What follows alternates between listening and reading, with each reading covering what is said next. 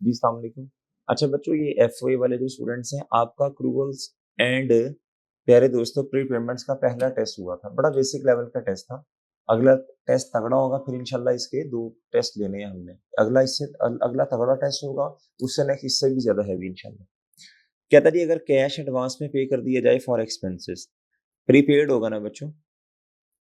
Another name आपने बताना है एक्रेड एक्सपेंस का। तो बच्चों ये क्या होता है जी, एनदर नेम एक्रेड एक्सपेंस का?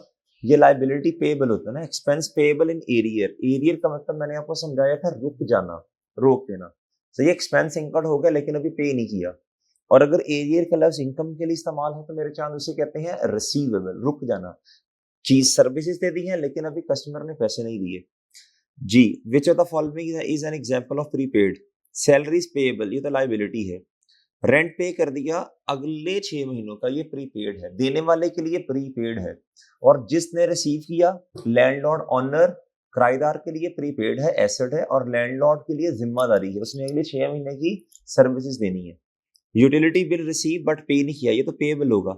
Interest receivable on fix deposit, ये तो रिसीवेबल है ना, ये प्रीपेड थोड़ी होगा।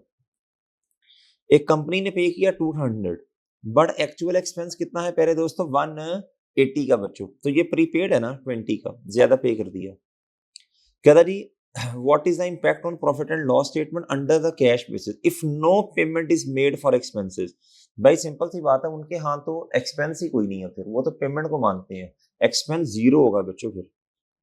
एक्सपेंस बेस्ड ऑन नहीं, ये तो सारी कहानियां ही हैं, ये पढ़ें। कहता जी पहले रिक्वायरमेंट पढ़ते हैं। What amount of debt payment shall be recognize as an expense? Year end हो रहा 30 सितंबर, इससे आगे नहीं जाना। इससे आगे जो ज्यादा पे किया वो प्रीपेड होगा। कहता एडवांस में 120,000 दे दिया। कहता जी एडवांस फॉर अ, कहता 12 months rental agreement. Okay sir, start हो रहा है बच्चों, क्या बोलो शाबाश। कहता जी स्टार्ट हो रहा है बच्चों 1 जैन से।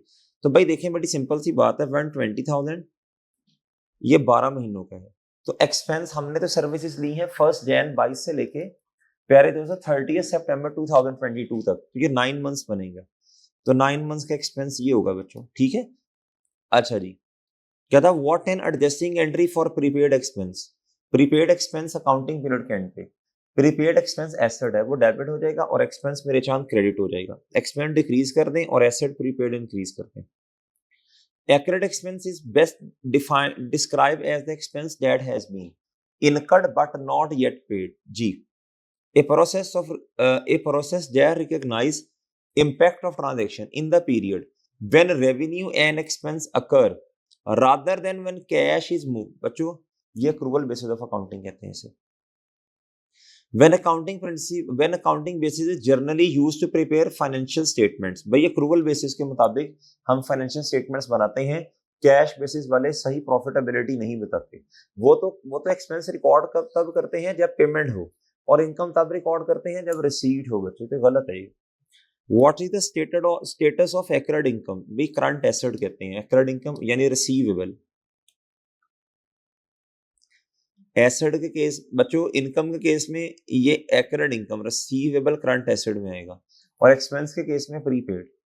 इन which method of accounting is more, नहीं, in which method accounting is income recorded only when cash is received? Cash basis of accounting में ऐसे होता है ना, एक्सपेंस और कैश तब रिकॉर्ड करें जब इनकम के केस में रिसीट हो जाए और एक्सपेंस के केस में payment. Under the accrual basis when is income recognize? Income recognize होगी, कहता जी जब अर्न, जब कमा ली जाए। सही है। Failing to record adjusting entry for an accrued expense, अगर आपने नहीं रिकॉर्ड की तो पहले दोस्तों बड़ी सिंपल सी बात है, एक्सपेंस डेबिट करना था आपने, एक्रेड एक्सपेंस क्या प्यारे दोस्तों, एक्सपेंस भी रिकॉर्ड नहीं किया और लायबिलिटी भी उसकी रिलेटेड रिकॉर्ड नहीं की। एक्सपेंस डेबिट साल के तौर पे 100 से, और एक्रेड एक्सपेंस यानी पेबल क्रेडिट, लायबिलिटी दोनों रिकॉर्ड नहीं किए। एक्सपेंस आपने नहीं रिकॉर्ड किया, अंडरस्टेटेड। लायबिलिटी भी रिकॉर्ड नहीं की, तो वो भी मेरे चांद अंडरस्टेटेड। जब एक्सपेंस अंडरस्टेटेड होगा तो प्यारे दोस्तों ऑब्वियसली आपका प्रॉफिट ओवरस्टेटेड।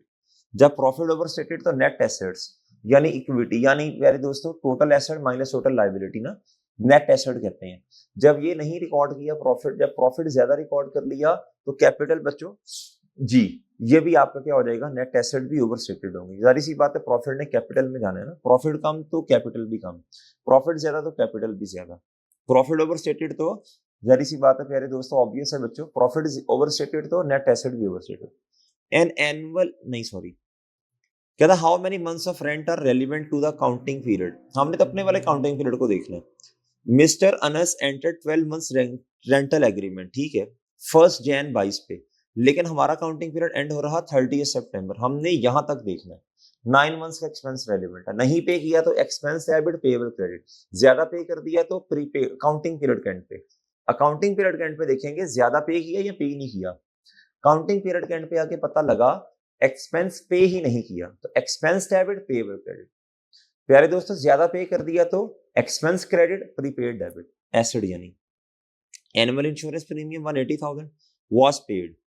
कहता जी ठीक है, अब गौर से सुनना, कहता ये पे कर दिया ऑन 1 सितंबर 2022 पे, ओके। कहता फॉर अ ईयर एंडेड, कहता जी 31 दिसंबर 2022 what is the prepaid amount.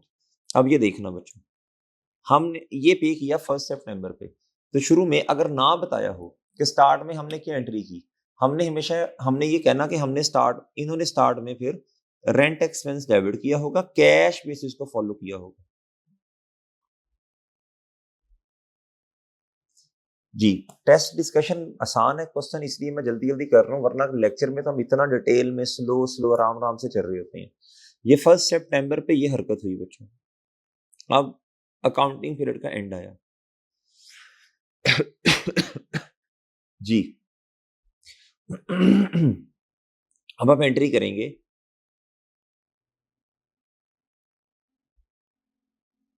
बच्चों गौर से सुनना प्यारे भाई, rent expense debit cash credit. अब रेंट एक्सपेंस, अब जरी सी बात है बच्चों, एक्सपेंस कम करें कितने से, 60,000 से, और बाकी कहाँ चला जाएगा, प्रीपेड में, सॉरी,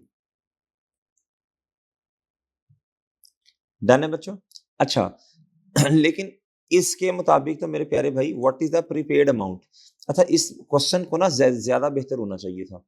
इस क्वेश्चन को प्यारे दोस्तों, इसमें आपको ग्रेस मार्क्स मिल जाएंगे। इस क्वेश्चन को ज्यादा बेहतर होना चाहिए था, बताना चाहिए था जी कि यदि किसके मुताबिक अकाउंटिंग हो रही, ना बताया हो तो हम हमेशा यही एंट्री समझते हैं। इसके मुताबिक फिर बनेगा बच्चों आपका आंसर 60,000 ये। हाँ, अगर ये लिखा होता, अगर ना बताया हो तो हमेशा कैश बेसिस को फॉलो करते हैं जी। What is the prepaid amount at year end, ये प्रीपेड में चला जाएगा ना ये।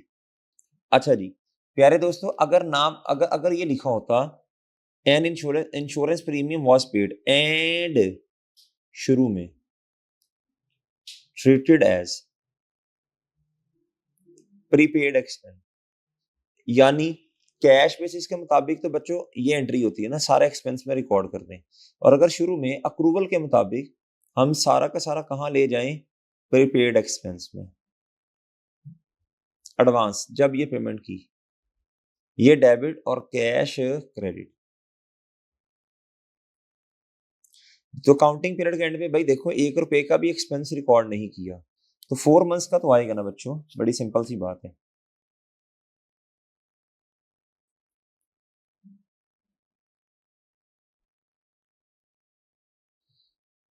जी ठीक है जी। अब आपका ये देखना, नहीं इधर मैं मेरा ख्याल गलत हो गया हूँ मैं, रेंट एक्सपेंस इधर आएगा, ये इधर सॉरी, इधर मुझसे मिस्टेक हो रही है। इधर ना 4 महीने का एक्सपेंस आना चाहिए ना, तो 8 महीने से बच्चों जो ज्यादा पे किया वो प्रीपेड है, बिल्कुल सही है, सही जम्पशन ली है क्वेश्चन में, जो मैं बता रहा हूँ वही है, बस कैलकुलेशन में एरर है। 120 ही आंसर है जी।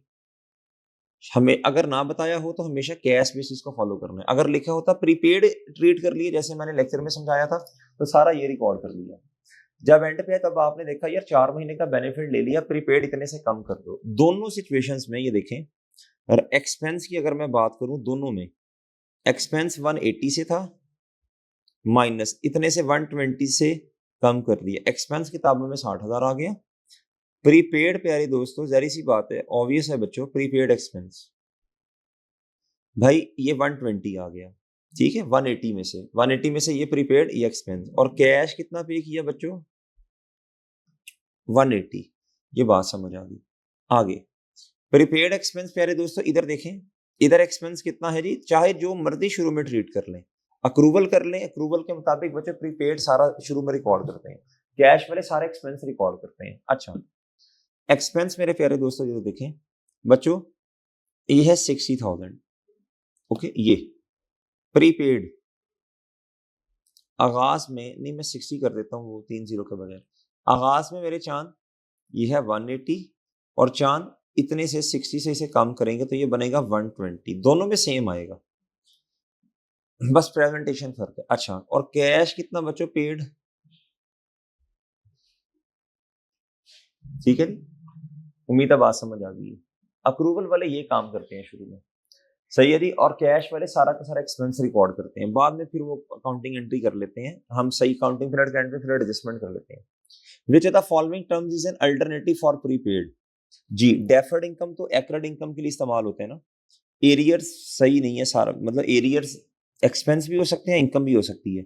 एडवांस फ्रॉम कस्टमर, ये लाइबिलिटी होगा ना, अनअर्न्ड इनकम के लिए इस्तेमाल करते हैं, वो इनकम जो अभी अर्न नहीं की लेकिन वक्त से पहले रिसीव कर ली, कैश वाले उसे इनकम रिकॉर्ड कर लेते हैं, अक्रूवल वाले उसे लाइबिलिटी समझते हैं। Advance to supplier, advance supplier को दे दिया ना, वक्त से पहले पैसे दे दिए, प्रीपेड एक्सपेंस है ये। विच what type of account is unearned income, liability बच्चों, करंट लाइबिलिटी कहते हैं, करंट कहना है, प्रीपेड एक्सपेंस को करंट एसेट कहना है, प्री और बच्चों एक्रेड एक्सपेंस को करंट लाइबिलिटी कहना है, अगर क्वेश्चन में कुछ नहीं बताया, एक्रेड इनकम को रिसीवेबल करंट एसेट कहना है, अनअर्न्ड इनकम को आपने करंट लाइबिलिटी कहना है, डेफर्ड इनकम, अनअर्न्ड इनकम, अगर क्वेश्चन में कुछ नहीं बताया। According to the source which what is the main purpose of prepaid adjustment for accrual and prepayment, ताकि भाई देखें बड़ी सिंपल सी बात है, अकाउंटिंग पीरियड के एंड पे हम इसलिए प्रीपेड की या एक्रेड की एंट्रीज करते हैं ताकि ट्रू पिक्चर सामने आए, सही वाला प्रॉफिट सामने आ जाए हमारे। ये देखें ना, ये शुरू में तो जो किया किया, एंड पे आके आपने इसकी एडजस्टमेंट करनी है ताकि भाई देखो जी प्रीपेड इधर भी इतना इधर भी इतना, ताकि ट्रू पिक्चर सामने आए जी।